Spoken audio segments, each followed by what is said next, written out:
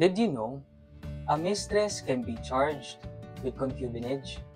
Concubinage can happen in three ways. Kung may mistress siya sa conjugal home, kung nahuli sila under scandalous circumstances, o kung magkasama silang nakatira sa ibang lugar.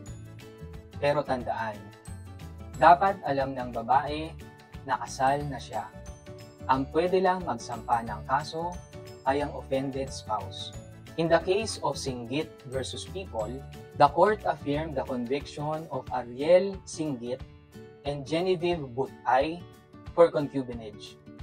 It was ruled that their cohabitation in another private residence was enough proof. Concubinage is both a moral failing and a crime. Knowledge of the law is your strongest defense.